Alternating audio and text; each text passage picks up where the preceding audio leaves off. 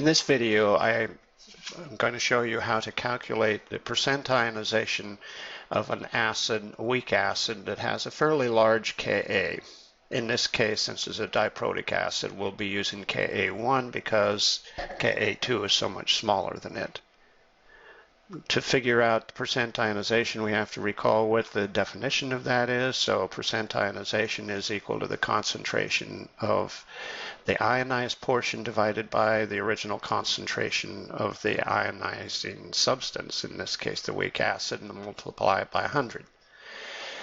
So in our process of doing this, we remember that before, when we were figuring out hydronium ion concentration, we let that be equal to X, and that's hydronium ion concentration and A- concentration are the same thing.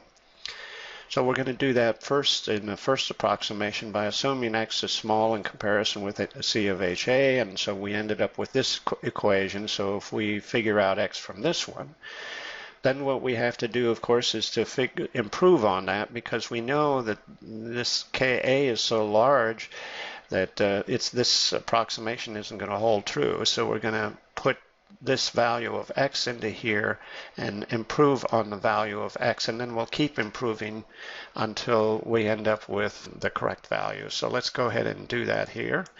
And this is in Excel spreadsheet. So we're going to figure out the square root of, now let's go over here to where Ka and C of HA are. So Ka is $G $8, and we're going to multiply it by $G $7, which is, of course, the concentration of the acid. So that's our first estimate of the value of X. Now we're going to use this equation for the next several iterations. So let's copy this equation and then modify it. So we're going to put in the minus this value,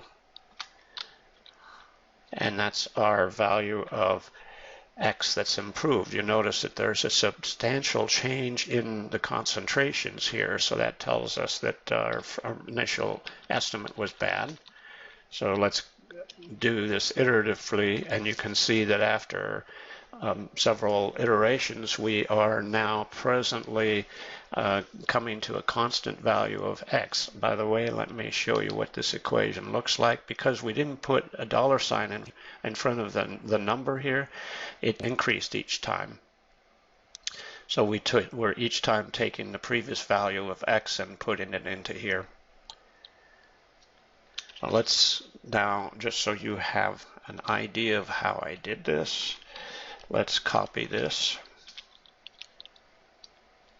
and put it in here as a comment, and we'll do the same thing with the other equation.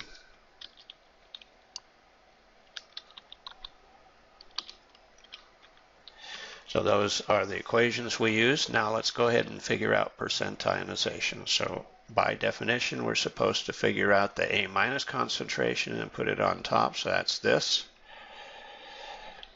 So equals this divided by the original concentration of the acid, and then multiply by 100. And there's your percent ionization, 42.9%. Very large number. Hope this helped.